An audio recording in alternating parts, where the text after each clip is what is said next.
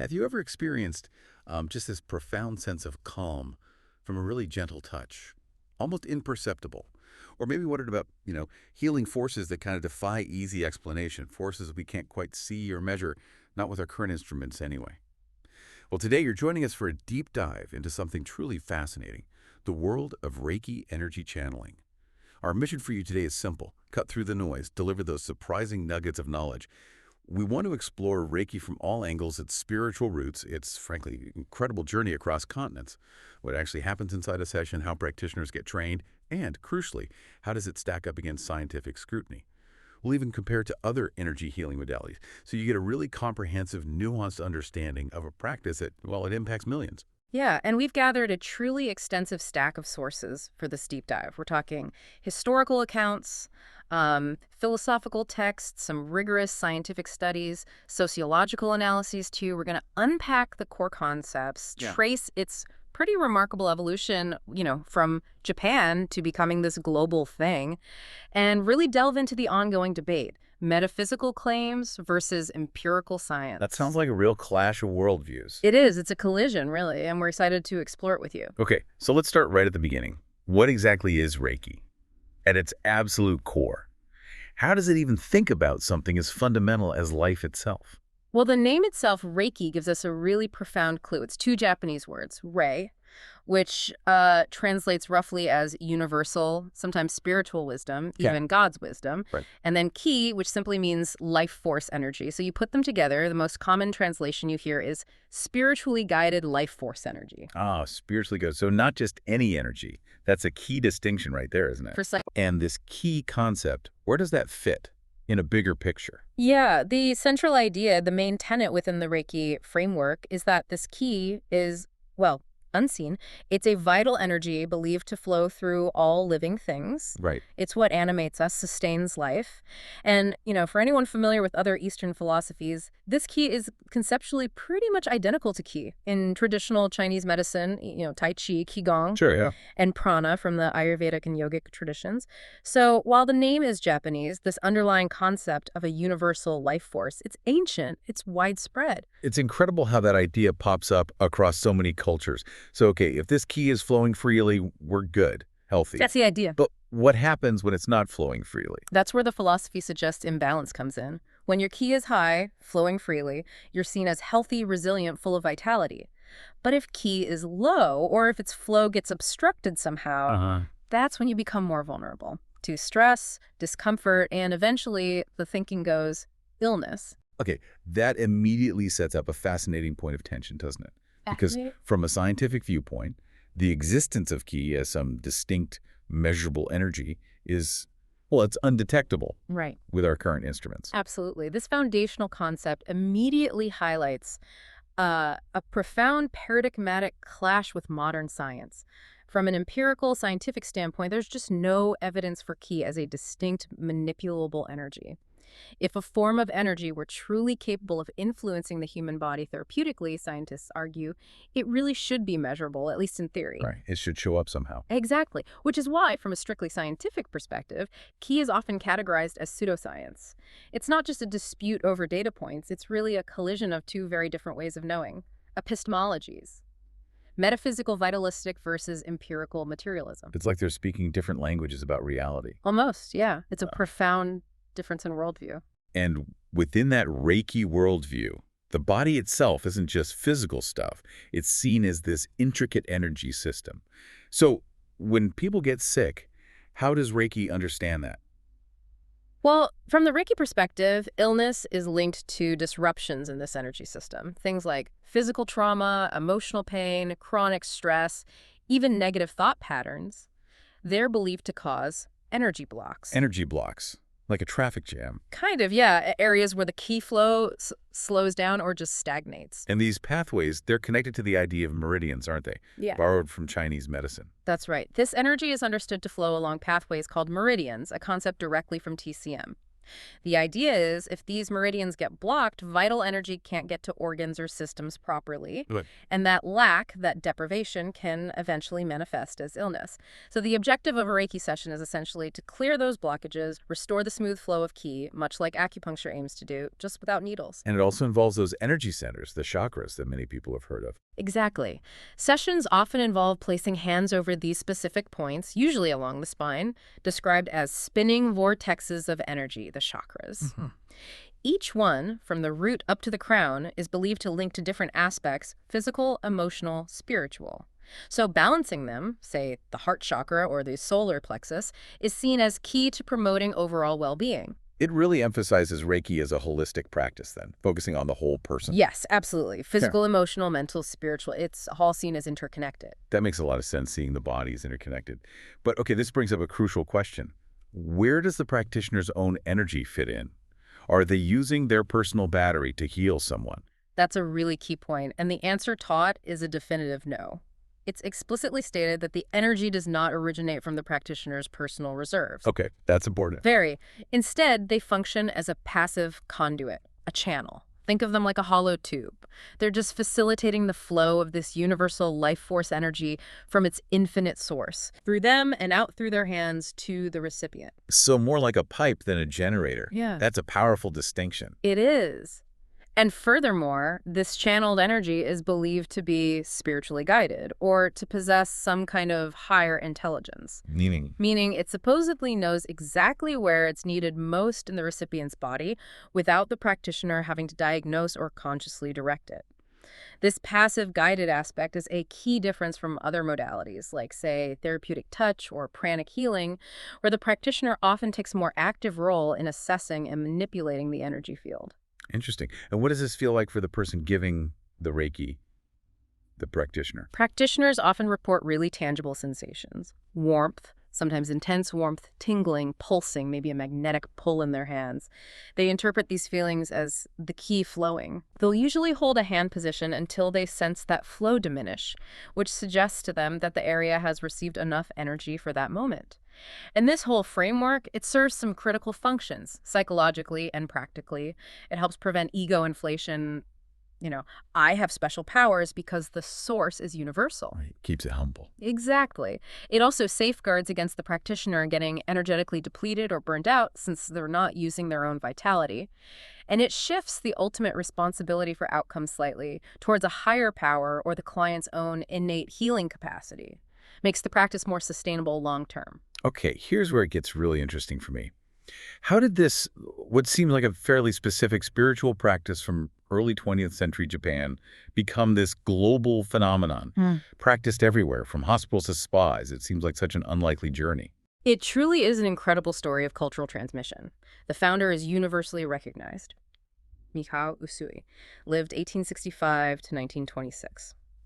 And he wasn't just anybody. He was a lifelong spiritual seeker, deeply immersed in diverse studies: Shintoism, Buddhism, but also Western history, medicine, psychology, a very broad background. So a serious scholar and seeker, not just a random occurrence. Precisely. The pivotal moment came for him in the early 1920s. He undertook a 21-day spiritual retreat. It's called Shugyo on Mount Kurama near Kyoto. Okay.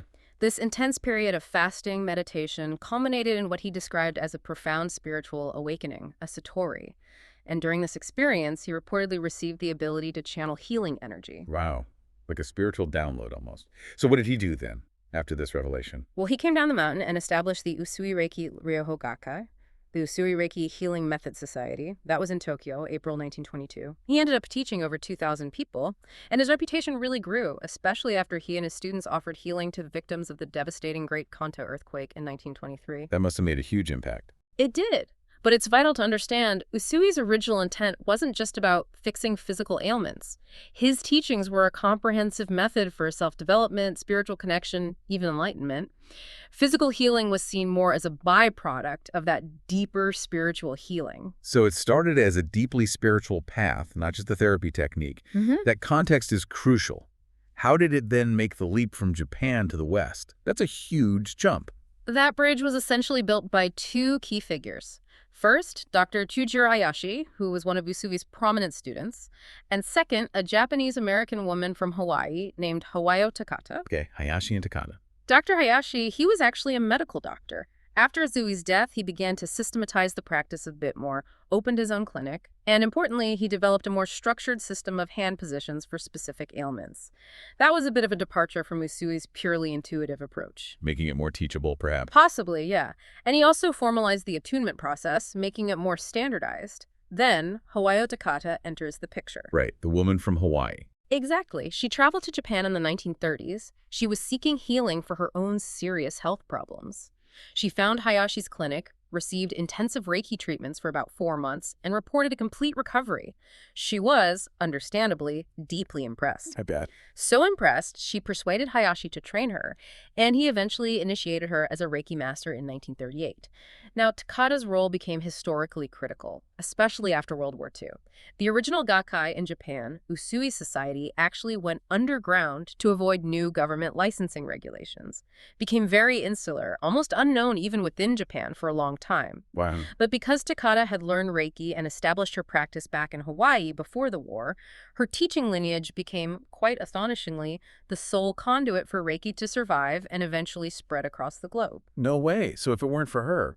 It's quite possible Reiki might have remained largely confined to Japan, or maybe even faded away entirely. Her role was absolutely pivotal, perhaps unintentionally so, in terms of global spread. Wow. So she almost accidentally saved it for the world. But it wasn't a direct copy-paste, was it? She adapted it. This brings us to what people often call the Great Divide between traditional Japanese Reiki and the westernized version. She made conscious changes, right, for the American audience. She did, and they were significant adaptations. She consciously altered aspects of Reiki to make it more palatable, more acceptable in post-WWII American culture, which, you have to remember, was quite suspicious of anything Japanese and was predominantly Christian. Right, the context matters hugely. Absolutely. These changes were so profound, they essentially created 2 distinct branches of Reiki practice. So what changed? Give us the main points. Okay, well, one major adaptation was the origin story itself. Takata basically fabricated a narrative where Usui was a Christian dean who studied theology in America to discover healing secrets.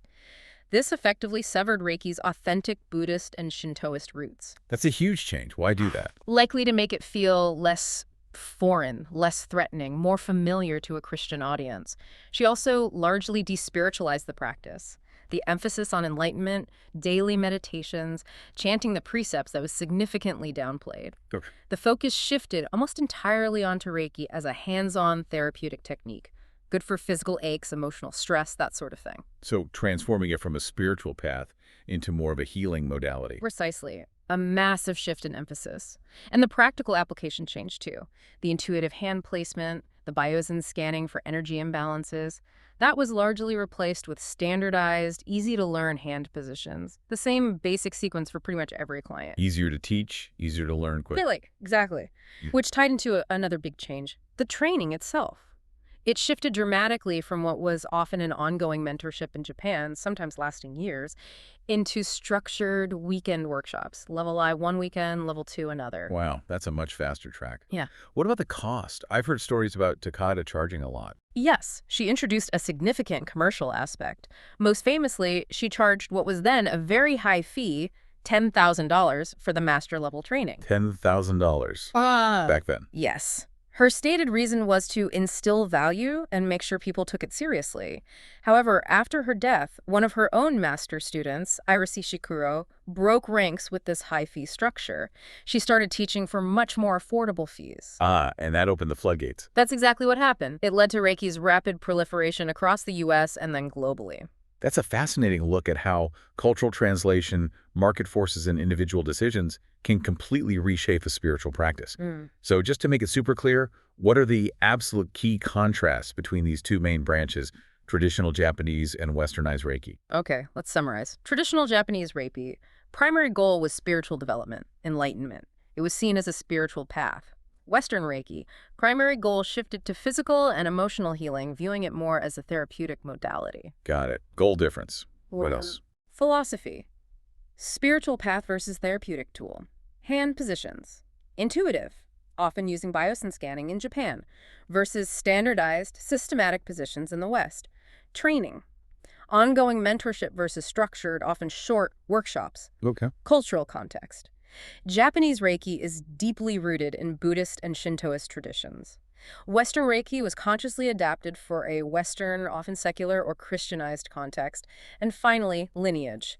In the West, it primarily traces back through Takata's modified history and teachings. And it seems like now there's a bit of a movement trying to reconnect with those original Japanese forms, right? Things like Jikiden Reiki, Komyo Reikido, trying to bring back some of that original spiritual depth. Yes, that's definitely happening. A kind of rediscovery or maybe a reclamation of the practice's roots. Okay, so we've covered the philosophy, the history, fascinating stuff. Now, let's step inside an actual Reiki session. If someone walks into a practitioner's office for the first time, what should they expect? What's the vibe, the environment like? The setting is usually designed very intentionally. Think sanctuary of calm, peaceful, private room, often dim lighting, maybe some soft meditative music playing quietly, comfortable temperature. It's all about creating a safe, serene, relaxing space. Sounds nice already. And what's the process for the client? What do you do? The client stays fully clothed. That's important to know. Usually you lie comfortably on a massage table, maybe with some bolsters under your knees or neck for support. Sitting in a chair is also an option if lying down isn't comfortable. Okay. The practitioner might chat with you briefly at the start, ask about your needs or intentions for the session. Then, typically, the space becomes quiet as they center themselves, maybe do a brief meditation or set an intention. So you're just lying there, fully clothed, quiet room, and the practitioner starts. What do people actually feel during a session? I've heard such a huge range of experiences reported. It's true, the recipient experience is highly individual. It varies a lot. But we do have some interesting data. A fairly large study, over 1,200 people, found that deep relaxation and a profound sense of calm were the most common outcomes, reported by about 68% of respondents. Wow, over 2/3 feeling deep relaxation. Yeah, and many people report falling asleep during the session, which is seen as perfectly fine, a sign of deep relaxation. Physical sensations are also quite common. About 53% reported things like warmth spreading from the practitioner's hands, tingling, pulsing, or subtle vibrations. Warmth and tingling seem to be the classics. They are. Some people even feel paradoxical sensations, like an area feeling both hot and cold at the same time, which can be quite surprising. Interesting. What else? Well, a smaller number report emotional release. Suppressed emotions might just surface maybe unexpected tears or even sudden laughter or joy. And for some, there can be more profound spiritual or mystical experiences, seeing vivid colors behind closed eyes, having visions, feeling a strong sense of connection to something larger, a higher power, perhaps. That sounds pretty intense, potentially. But what if someone feels, well, nothing? Does that mean it didn't work? That's a really crucial point. Proponents universally state that it's perfectly normal to feel very little or even nothing specific at all. They believe the energy still works on a subtle level, regardless of your subjective perception. Okay, so don't worry if you don't feel fireworks. Exactly. But it also points to something important. A significant portion of the perceived benefit might actually come from the therapeutic ritual itself, the safe, calm environment, the focused, compassionate attention from the practitioner, the gentle, non-invasive touch. All those things can have powerful effects, independent of whether you believe Kai is being channeled. That makes sense. The whole experience is calming. So how is this energy actually transferred? It's not massage, right? No manipulation. Correct. It's remarkably gentle, often just light touch or even hands-off. The primary instrument is simply the practitioner's hands, acting as that open channel we talked about. Hands-on or hands-off, how does that work? Practitioners might use a light stationary touch, absolutely no pressure or manipulation involved, or they might hold their hands a few inches above the body. This hands-off approach is often used over sensitive areas, maybe injuries, burns, or simply if the client prefers not to be touched directly. Okay. And is there a set sequence for where they put their hands, or is it more free-form? In the most common Western-style, sessions typically follow a fairly structured sequence of standardized hand placements, usually holding each position for maybe 3 to 5 minutes. Covering the whole body. Pretty much, yeah. Over a 60 to 90-minute session, they'll cover positions on the head, eyes, temples, back of head, throat. Then the torso, often aligning with the main yogic chakras like the heart, solar plexus, sacral area, and then down the limbs, shoulders, legs, knees, usually finishing at the feet to help ground the energy. So quite systematic in that style. What about the traditional Japanese approach you mentioned? Is it different? Yes, traditional Japanese Reiki tends to place a greater emphasis on intuitive placement. Practitioners might use techniques like bios and Reiki and Ho or bios and scanning. What's that involve? They stand the client's body with their hands, often slightly above the surface, feeling for subtle energetic differences. Sensations like heat, cold, tingling, pressure, sometimes even a kind of pulling sensation. They interpret these as indicating an imbalance or an area that needs particular attention. That sounds much more individualized, reading the body's energy field. It is. Another traditional technique is Reiki Ho. Here, the practitioner enters a meditative state and essentially asks for inner guidance on where to place their hands, letting intuition or the energy itself guide the session. Fascinating. And there are other traditional techniques too, like beaming energy from a distance, or sometimes using hand motions in the energy field around the body for things like extracting harmful energies or smoothing and raking the aura. Wow, okay, so from the practitioner's side, beyond just feeling that energy flow, what's their subjective experience like? And what are the challenges they face doing this work? Well, for many practitioners, channeling this energy isn't just a concept, it's accompanied by distinct, often quite powerful physical sensations. They really report a tangible flow through their own body, out their hands. Intense heat is common sometimes described like a blowtorch. Really? They're intense. Yeah, or sometimes cold, tingling, a magnetic pull, powerful vibrations. These sensations are naturally interpreted by them as direct evidence of the Kai flowing. So it's a very physical experience for them, even though the energy itself is subtle. It often is, yes. And for many, becoming practitioner isn't just learning a technique. It's a deeply personal, transformative journey. It frequently starts with their own search for healing, maybe processing grief, dealing with anxiety. Reiki then evolves into something more, a kind of spiritual anchor, a way of life. But it's not always easy, I imagine. What are the challenges? No, there are definitely challenges. One commonly reported one is what you might call empathic overload. Practitioners sometimes feel they are taking on a client's pain or difficult emotions. Oof, that sounds tough. Is there an explanation for that? Well, modern brain science offers a potential angle with the concept of mirror neurons. It suggests a kind of mirroring effect can happen between interacting biological systems, potentially causing the practitioner's nervous system to subtly mimic the client's state of disease. So maybe a neurological basis for feeling what the client feels. How do they cope with that? Practitioners learn and use various energetic hygiene techniques. Things like kenyoku, which is a traditional Japanese dry bathing technique to brush off energy, or using smudging with sage. Another major challenge is maintaining what they call a clear channel. Meaning? The belief is that the practitioner's own state, if they're stressed, unwell, have their own unresolved emotional stuff or blocks, can interfere with the flow of universal energy.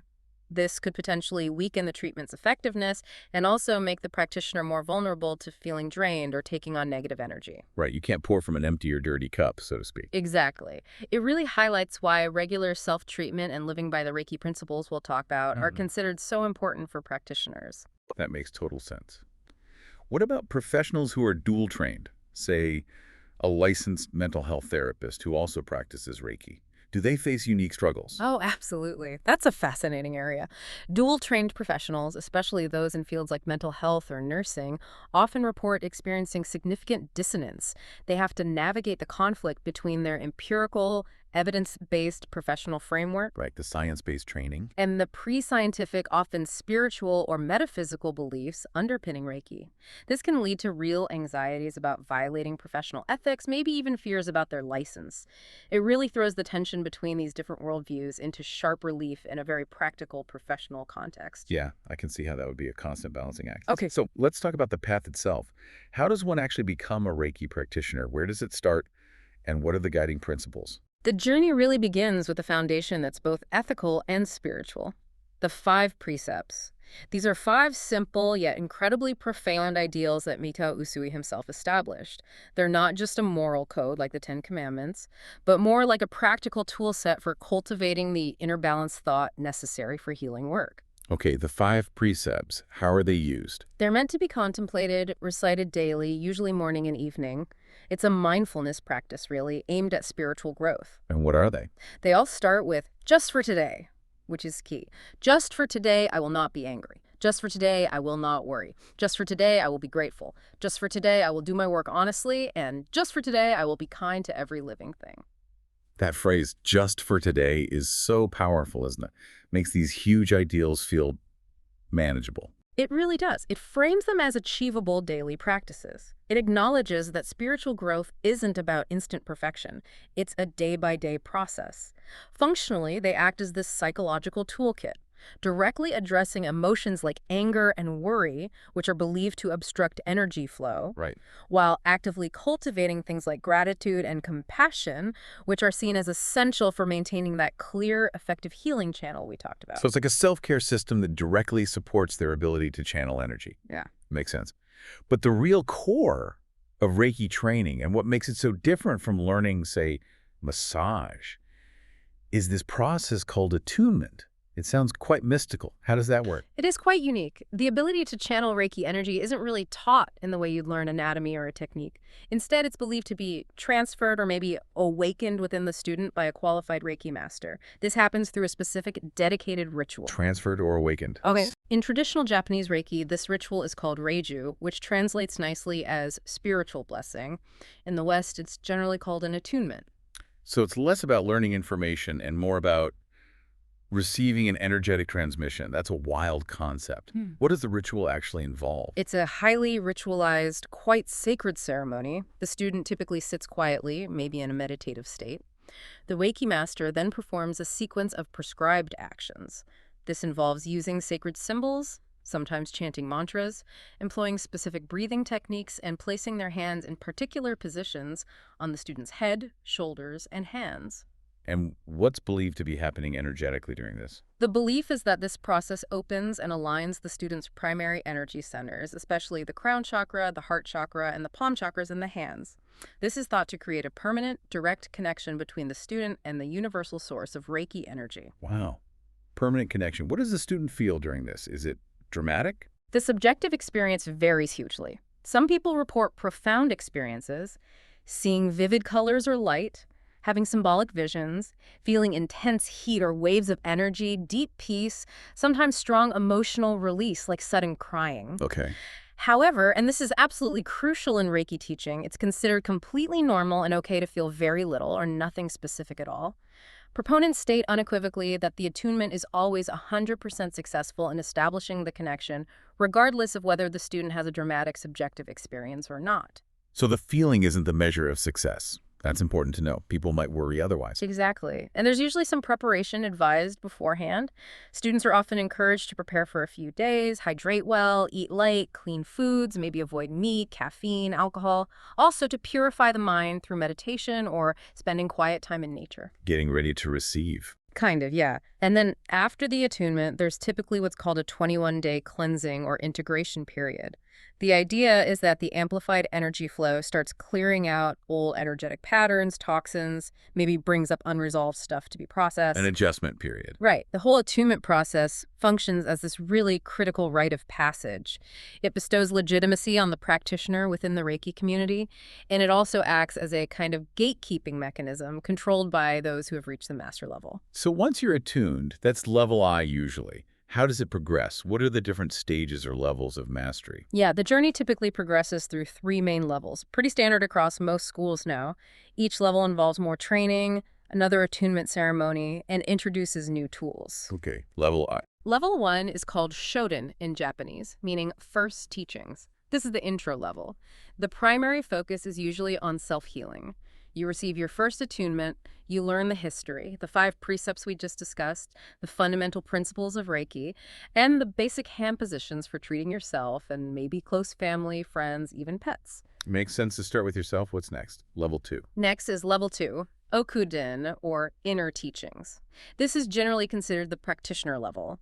Once you complete level 2, you're usually considered qualified to offer treatments to the public, perhaps professionally, and you learn a fascinating new skill. Distant healing. Healing someone who isn't physically there. Exactly. The level 2 attunement is also believed to significantly increase the strength or intensity of the Reiki energy you can channel. And level 2 is where those symbols come in, right? The ones you hear about. Yes, this is where it gets particularly interesting. You're initiated into and taught how to use 3 sacred symbols along with their associated mantras or names. Think of them like energetic keys, each designed to activate a specific quality or intention of the Reiki energy. What are they? Okay, first, there's the power symbol, known as Choku-rei. This one is believed to amplify the energy flow, like turning up the volume on the Reiki. It's often used at the beginning of a session or to cleanse spaces energetically or focus on physical healing. Okay, boost the power. What else? Then there's the mental emotional symbol, Seihei-ki. As the name suggests, this one is used to focus on emotional and mental healing. Things like anxiety, processing trauma, breaking habits or addictions. It's thought to help balance the mind and emotions. So one amplifies, one targets the mind and emotions. Yeah. But you mentioned distant healing. That's where the third one comes in. Precisely. The third symbol is the distance healing symbol, Han Shaza Shonen.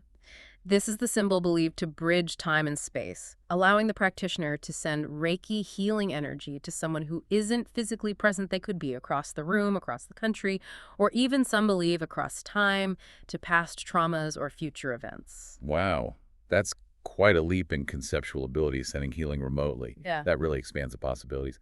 And the final level, master. Right. Finally, there's level 3, called Shinpiden or mystery teachings. This is often referred to simply as the master level, or sometimes master teacher level. It's the highest stage. What happens there? You receive the final Reiki attunement, and you're taught the master symbol, known as Daiko Mio. This symbol is considered the most powerful, embodying the full essence and light of Reiki. Receiving it signifies mastery of the energy itself. And this allows you to teach. Yes, typically a full Reiki master is qualified to teach all levels of Reiki and, crucially, perform the attunement rituals for new students. However, it's worth noting, many practitioners choose to complete level 2 and remain there, perfectly content with their ability to heal themselves and others without taking on the responsibility of teaching. Okay, that makes sense. So we've walked through the philosophy, the history, the session, the training. But for many listeners, the big question mark remains. How does any of this stand up to the cold, hard lens of science? This is where our deep dive gets maybe even more challenging. Exactly. And this brings us squarely into the biofield debate. Proponents of Reiki and similar practices often frame them within the concept of biofield science. Biofield. What exactly is that? The idea is that all living organisms are surrounded and permeated by a subtle energy field, the biofield. This field supposedly contains information that regulates biological processes, and crucially, it's believed to be accessible for therapeutic interaction. It represents a shift, really, from a purely mechanistic view of the body to a more information-based or energetic one. That sounds like a potentially revolutionary framework. But how does mainstream science react to this biofield idea, and especially to Reiki's ki being, well, undetectable? Well, mainstream science largely rejects the biofield concept as currently defined, mainly due to that persistent lack of empirical, measurable evidence. It often gets labeled as pseudoscience, sometimes seen as a modern repackaging of vitalism, that old idea of a special life force, which was discarded by mainstream biology over a century ago. So the argument is, if it affects biology, it should be measurable. That's the core scientific argument. Any form of energy capable of producing tangible biological effects must, according to physics, be detectable by our instruments. The fact that ki, as described in Reiki, remains undetectable is a major stumbling block for scientific acceptance. Now, it's interesting. Some studies on other energy modalities, like therapeutic touch or external qigong, have occasionally reported detecting anomalous physical phenomena near practitioners, things like unusual low-frequency magnetic fields or voltage surges from their hands, but not for Reiki. Right. Similar studies, specifically looking at Reiki practitioners, have consistently failed to find evidence of these kinds of high-intensity electromagnetic fields radiating from their hands or heart. This lack of a detectable physical signature is a major challenge for anyone trying to build a conventional scientific explanation for Reiki's mechanism. So the measurable energy isn't showing up. But what about the effects? Are there clinical trials? Do studies show Reiki actually helps people feel better, regardless of the mechanism? Okay, now we get into evaluating the clinical evidence, and it's complex. Historically, a lot of the research on Reiki has been criticized for being poor quality. Small sample sizes, methodological flaws like lack of proper blinding or control groups, inconsistent results that are hard to replicate. It's not very robust. Often not. The U.S. National Center for Complementary and Integrative Health, NCCIH, which funds and reviews research in this area, currently states that the research has not clearly demonstrated that Reiki is effective for treating any specific health condition. That sounds like a pretty definitive no from a major health body. But you mentioned earlier the picture might be more nuanced. Indeed. While that general critique holds, some more recent, better-designed studies and systematic reviews are painting a slightly more interesting, though still cautious, picture. For instance, a 2022 systematic review published in Frontiers in Psychology looked specifically at randomized placebo-controlled trials, the gold standard. It concluded that Reiki showed a consistently greater therapeutic effect than placebo for some mental health symptoms. Really? Like what?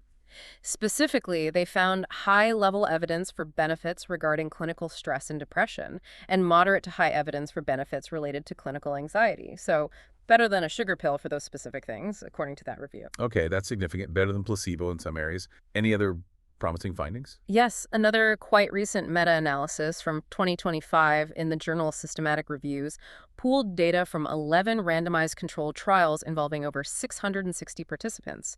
It found that Reiki therapy had a statistically significant positive impact on overall quality of life. Quality of life.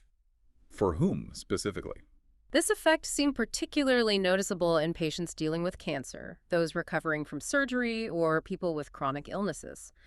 The analysis also suggested it might be more effective with multiple sessions, like 8 or more, or longer sessions, say 60 minutes or more. That's quite specific. And what about the things people most commonly seek Reiki for, like just general pain and anxiety? Yeah, pain and anxiety are definitely the most commonly studied outcomes. And here, too, Reiki often shows more effectiveness than placebo in reducing both pain and anxiety levels. This is particularly noted in studies done before or after surgery. Okay. And are there any measurable physiological changes beyond just asking people how they feel? There are some reports of that, yes. Things like a greater reduction in resting heart rate and blood pressure in the Reiki group compared to a placebo or control group. And perhaps most intriguingly, some research on non-human subjects, which helps control for belief effects, has reported positive biological outcomes. Like what? On animals or cells? Both. Examples include studies reporting that Reiki reduced noise-induced microvascular damage in rats, or increased the survival rate of cells that had been exposed to radiation. These kinds of findings hint at potential mechanisms beyond just psychological expectation, which is quite fascinating, though still preliminary. Okay, so Yeah. pulling all this research together, what's the takeaway for us, the listener? How do we make sense of these findings? Promising, but inconclusive. That's probably the fairest summary. The evidence is promising but inconclusive. There's a clear consensus, even among proponents, that we need more rigorous, large-scale, well-designed, randomized controlled trials. The debate often ends up being a kind of proxy war.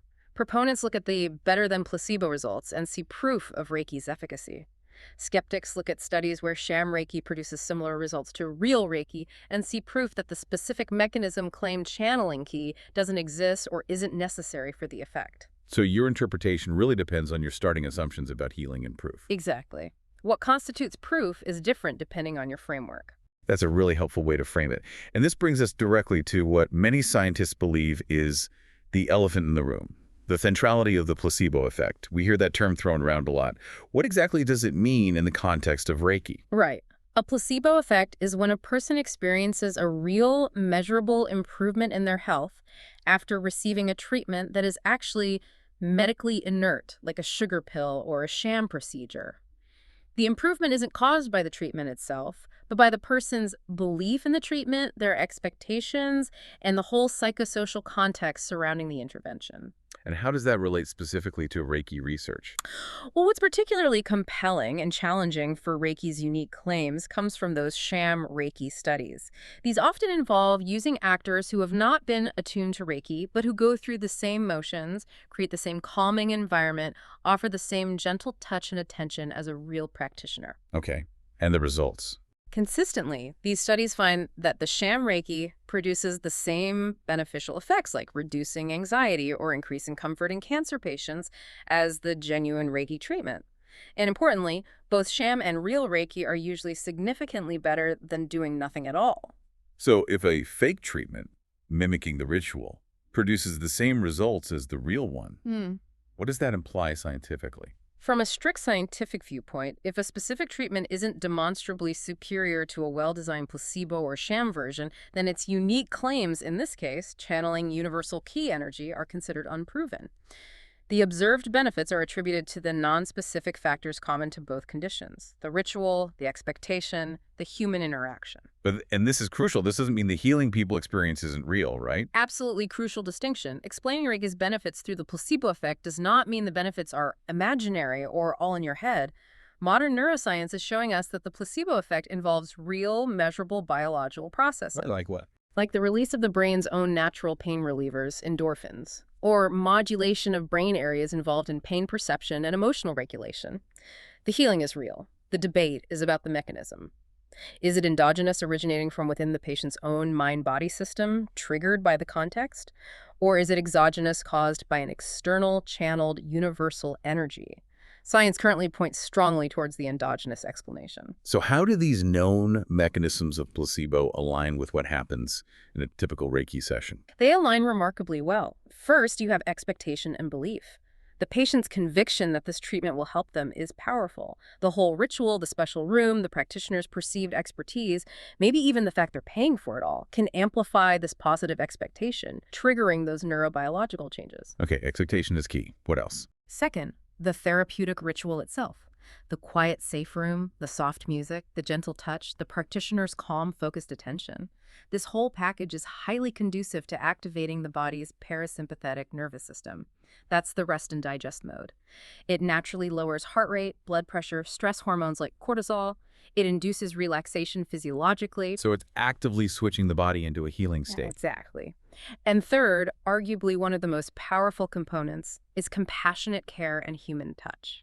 Many researchers argue that the primary active ingredient in Reiki and many similar therapies might simply be the sustained, gentle, compassionate human attention, something often sorely lacking in brief, rushed, conventional medical encounters. That human connection. It's incredibly powerful. So putting it all together, the question becomes less about does Reiki work and more about how it works. Is Reiki perhaps a particularly effective, structured, and ethically delivered method for activating the body's powerful, innate healing response that we currently label as the placebo effect? That's a fascinating question. And it leads directly into some significant ethical implications, doesn't it? Both for using Reiki in clinical practice and for researching it. If the benefits are real, but the mechanism is likely placebo, how do we navigate that ethically? It's tricky.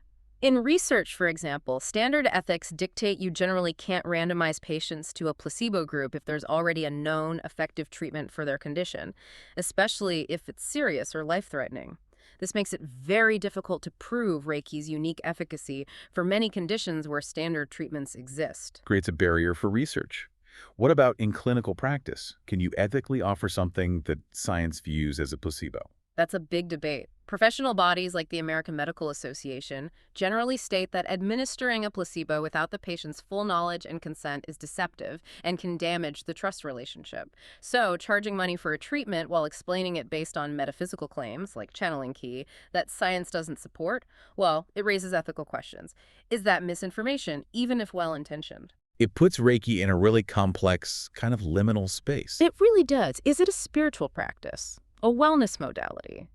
A complementary medical therapy? Society hasn't really agreed. And this ambiguity is often navigated in clinical settings through strategic reframing. How so? Instead of promoting Reiki using potentially unprovable claims about biofields or channeling ki, hospitals or clinics that offer it will often describe it much more pragmatically as a stress reduction technique, a relaxation therapy, or a complementary therapy for improving well-being and comfort. Focusing on the observable outcome. Exactly. It focuses on the measurable benefits, relaxation, reduced anxiety, without getting bogged down in debates about the unproven metaphysical mechanism. This allows it to be integrated more smoothly alongside conventional care. That makes a lot of sense, a Excellent. pragmatic approach. Now let's zoom out a bit and look at Reiki's place in wider society. It's clearly part of a growing trend, people turning towards complementary and alternative medicine, or CAM. Why do you think that is? Why are so many people seeking out practices like Reiki? There seem to be several key drivers behind the growing popularity of CAM. One is certainly dissatisfaction with conventional medicine for certain things. Maybe poor outcomes for chronic, complex conditions that medicine struggles with, or maybe just frustration with impersonal, rushed medical encounters where patients don't feel heard. Feeling like just a number, maybe. Right. And related to that, there's a growing desire among patients for a more holistic and personalized approach. CAM practices, including Reiki, often promise to treat the whole person, mind, body, spirit. They typically offer more time, more personal attention, more individualized care than a standard doctor's visit. That's deeply appealing to many people. So it's partly filling a gap left by conventional medicine's approach. In many ways, yes.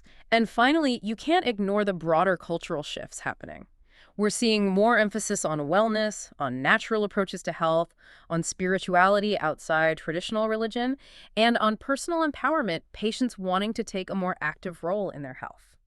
People often act as bricoleurs, like DIY enthusiasts, patching together different therapies from different systems based on what they perceive works for them. Reiki's popularity really reflects this wider cultural search for care that feels holistic, compassionate, and empowering. In this landscape of what you called medical pluralism, people mixing and matching, it seems really important to distinguish between complementary and alternative medicine. Where does Reiki usually sit? That's a vital distinction, and proponents are usually quite clear on this. Reiki is almost universally positioned as a complementary therapy. That means it's intended to be used alongside or in addition to conventional medical treatments. Not instead of. Absolutely not, instead of. It's generally considered very dangerous and unethical by most practitioners to suggest someone replace proven medical treatments like cancer therapy or heart medication with Reiki alone. It's meant to support, not replace. Okay, that's a crucial safety point. And how integrated is it actually becoming into mainstream healthcare settings? Are we seeing it in hospitals? Yes, despite the ongoing scientific debates and the paradigmatic differences, there's definitely a clear trend towards integrating Reiki into conventional healthcare. It's increasingly being offered in hospitals, cancer centers, surgical recovery units, hospice facilities. And what's its role there? It's used primarily as a supportive modality. The goals are usually things like helping patients manage the side effects of treatment, like nausea from chemo, reducing pain and anxiety, especially around surgery or procedures, promoting relaxation and sleep, and generally improving overall well-being and coping skills during difficult times. But I imagine there are still significant barriers to its full integration, right? Given the skepticism. Absolutely. The number one barrier remains that fundamental clash between the evidence-based biomedical model that dominates healthcare and Reiki's metaphysical underpinnings, which lack conventional scientific proof. There's still widespread skepticism among many physicians and administrators. So even when Reiki is present in a hospital, it often exists somewhat on the periphery. It might be accepted, even welcomed for providing comfort and stress reduction, but not necessarily viewed as a legitimate therapeutic intervention in the same way as, say, physical therapy or medication. That makes sense. It's accepted for its subjective benefits, Yeah. maybe. And what about the professional landscape outside hospitals? For Reiki practitioners themselves, is it regulated? Like, do you need a license to practice Reiki? That's a really complex and often quite contentious area. It really reflects society's ongoing struggle to figure out exactly what Reiki is. Is it a spiritual practice, a form of therapy, counseling, bodywork? There's no consensus. Oh, no clear rules. In the U.S., largely no. There's what you could call a regulatory void at the federal level. No national standardization or licensing for Reiki practitioners. This leads to a real patchwork of state laws. Some states might try to classify Reiki under existing categories like massage therapy or bodywork, which can create legal risks for practitioners who don't hold those specific licenses. So practitioners could get in trouble. Potentially, yes. In response to this uncertainty, safe harbor exemption laws have been passed in about 11 states now. These laws aim to protect practitioners of non-licensed wellness services, like Reiki, from being prosecuted for practicing medicine or massage without a license as long as they meet certain disclosure requirements. Private organizations also exist that offer a form of legal protection through private membership models. So it's a bit of a legal Wild West out there. What about other countries? Is it different elsewhere? It varies. In the UK, for example, the approach is primarily one of voluntary self-regulation. Practitioners can choose to join professional registers, like the CNHC or GRCCT. These organizations require members to adhere to certain codes of ethics and practice standards, offering a kind of quality mark for the public. But joining isn't legally required to practice. Voluntary standards, not legal mandates. Right. And this whole situation fuels an ongoing debate about whether there should be statutory regulation for Reiki. Proponents argue it's needed for public protection to ensure minimum standards of training and ethics. Opponents worry it could compromise the spiritual independence of the practice, or perhaps inadvertently legitimize something that mainstream science still regards as pseudoscience by giving it government oversight. Yeah, it really highlights that fundamental disagreement about what Reiki even is. Exactly. And in the absence of government regulations, certification is largely managed by private Reiki schools and organizations like the International Center for Reiki Training, ICRT, and others. They develop their own curricula, set their own training standards, codes of ethics, and certification levels. It's a very diverse, complex, and definitely non-standardized system overall. Okay, so if we try to connect Reiki back to the bigger picture of energy healing, Yeah. how does it fit in? How is it different from, say, pranic healing Mm. or therapeutic touch? They sound similar, but are they? That's a great question because these terms often get used interchangeably, but the practices can be quite distinct. Let's compare Reiki to a few other prominent energy healing modalities. First, let's look at Reiki versus pranic healing. One key difference is the perceived source of the energy. Reiki practitioners, as we've discussed, believe they channel a universal, divine, or cosmic life force energy key, seen as infinite and intelligent. Pranic healing, developed by Master Choor Usui, works with prana, which is also life force energy, but it's understood to be drawn from more immediate specific sources. The sun, the air, the ground, divine beings. Okay, different source concept. How does that affect the practice? It leads to a very different role for the practitioner. The Reiki practitioner aims to be a passive, humble conduit. Pranic healing is much more active and diagnostic, you could say. Practitioners are trained to actively scan the client's aura or energy body to detect areas of depletion or congestion, dirty or diseased energy. Actively looking for problems. Yes. Then they perform techniques like cleansing or sweeping to physically remove that congested energy and then consciously project fresh, specific types of prana into the depleted areas to energize and heal them. It's a very systematic, almost prescriptive approach compared to Reiki's more intuitive flow. So passive channel versus active manipulator and diagnostician. Big difference. What about touch? Another key difference. Reiki can involve light, hands-on touch, or hands held slightly off the body. Pranic healing is taught as a strictly non-touch modality. The practitioner works entirely within the client's energy field, or aura, without physical contact. Interesting. And focus. While both are holistic, pranic healing often presents itself as more targeted and systematic for specific physical ailments, with detailed protocols for different conditions. Reiki tends to focus more broadly on promoting relaxation, emotional balance, spiritual connection, and general well-being, letting the guided energy do its work. Okay, that's very clear. Now, what about Reiki versus therapeutic touch, TT? And maybe its close relative healing touch, HT. Those names sound incredibly similar to energy healing. They do, and they share some similarities, but their origins and theoretical bases are quite different, which leads to different practices. Origins. Reiki, as we know, emerged from Mikao Usui's spiritual experiences in early 20th century Japan. Therapeutic touch, however, was developed much later in the 1970s in the United States. Its co-developer was Dolores Krieger, a professor of nursing at NYU. A nurse. That's different. Yes. TT, and later HT, which evolved from it, was explicitly developed as a secular, non-religious modality that could be easily integrated into clinical nursing practice. The language used is often more aligned with nursing theory and Western science concepts, like energy fields, rather than Eastern spirituality. That immediately changes the whole framing, doesn't it? Secular versus spiritual roots. It really does. And this difference in origin and intent affects the practitioner's role as well. While the Reiki practitioner aims to be that passive channel, the TTHT practitioner takes a more active role, much like in pranic healing, but with different techniques. How so? Active how? The process usually involves the practitioner first centering themselves, then using their hands to assess the client's energy field, feeling for differences in temperature, flow, or texture that might indicate imbalance. Then they use specific hand motions, often described as unruffling or sweeping movements, to clear congestion and intentionally direct or modulate the energy field to restore balance and harmony. So active assessment and modulation again, rather than just passive channeling. Exactly. And because of their origins within nursing, TT and HT have a longer history of formal clinical research compared to Reiki. And interestingly, as we mentioned briefly before, some studies investigating TTHT practitioners have reported detecting those anomalous physical phenomena like significant changes in the practitioner's body voltage or measurable low-frequency magnetic fields during sessions. Right, the phenomena not typically found in Reiki studies. That's a potentially key difference in mechanism, or at least detectability. It could be, yes. It adds another layer to the complexity. Okay, fascinating. Finally, let's compare Reiki versus Qigong. Both clearly work with the concept of vital life force Qi in Japanese, Ki in Chinese, essentially the same concept. So what makes them different practices? The primary focus and the way the energy is worked with are fundamentally different. Reiki, as we've established, is predominantly a therapeutic modality performed by a practitioner on a recipient. The practitioner is channeling an external, universal source of energy to the client.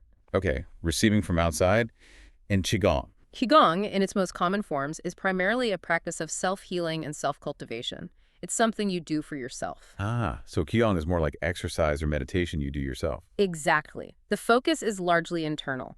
You engage in specific practices, often involving slow, gentle movements, coordinated breathing techniques, and focused meditative states with the aim of cultivating, strengthening, balancing, and circulating the ki within your own body's energy system. So active practice versus passive receiving. Right. A Reiki session is typically passive for the recipient lying on the table. Qigong is usually an active practice that requires your participation. Now, there is an advanced form called external Qigong, or Qigong healing, where a highly skilled Qigong master can project their own cultivated qi to heal others. Okay, so they can project it outwards. Yes, but even that is distinct from Reiki's concept. In external Qigong, the master is projecting their own personal cultivated qi, which they've built up through years of practice. It's not conceptualized as channeling an infinite external universal source in the same way Reiki is. It's drawing from their own well, so to speak. That's a really clear distinction. Yeah. Own cultivated qi versus universal qi. Okay, that comparative overview is incredibly helpful for situating Reiki. Well, we've certainly covered a lot of ground today. We've navigated the really complex and I think fascinating world of Reiki, from its spiritual origins way back on Mount Karama to its rather unexpected journey and its intriguing, sometimes controversial place in modern society. We've really explored that fundamental tension, haven't we? Between the metaphysical claims, the experiential reality for practitioners and clients, and the scientific demand for empirical, measurable proof. Yeah, what really stands out to me is that Reiki seems defined by contradiction. It exists in this sort of liminal space, doesn't it? It seems it can be, simultaneously, a scientifically unproven energy therapy and a psychologically potent, deeply felt healing ritual. Both can be true at the same time. And the experience of real benefit from the relaxation, the comfort, the sense of well-being reported by millions of people, that seems undeniable, even if the exact underlying mechanism, that kadi, remains a robust topic of debate. I think that's a fair assessment. And looking ahead, the future of Reiki research will likely continue to shift, probably moving away from trying to definitively prove or disprove the existence of an undetectable ki and focusing more on studying Reiki as a complex mind-body intervention, looking at its measurable physiological effects on stress hormones, heart rate variability, immune markers perhaps, and on patient-reported outcomes like pain, anxiety, and quality of life, understanding the effects regardless of the proposed mechanism. And the regulatory landscape. Yes. So fragmented. Probably, yes. It seems likely it will remain fragmented globally for the foreseeable future, with perhaps a continued slow rise in voluntary self-regulation through professional organizations, as different societies continue to grapple with how to categorize and oversee these kinds of non-conventional practices. And in the public eye. And even in healthcare. I suspect Reiki will continue its cautious, gradual integration into mainstream healthcare settings, likely framed not as a miracle cure, but as a valuable supportive modality, useful for comfort, relaxation, stress reduction, improving the patient experience, accepted for what it demonstrably does achieve in terms of well-being, even if the how remains contested. Ultimately, this deep dive really leaves us with a fascinating question to ponder, doesn't it? If the human mind, our beliefs, our expectations, and the simple context of compassionate human care are capable of producing such profound and measurable healing effects, well, what other innate powers of well-being might we be overlooking? Powers within us that we haven't tapped into, maybe simply because we don't yet have the right instruments, or perhaps even the right conceptual frameworks to detect or understand them. It's a provocative thought. We really hope this deep dive has given you a comprehensive, nuanced, and thought-provoking understanding of Reiki. Until next time, keep exploring, keep questioning, and keep diving deep.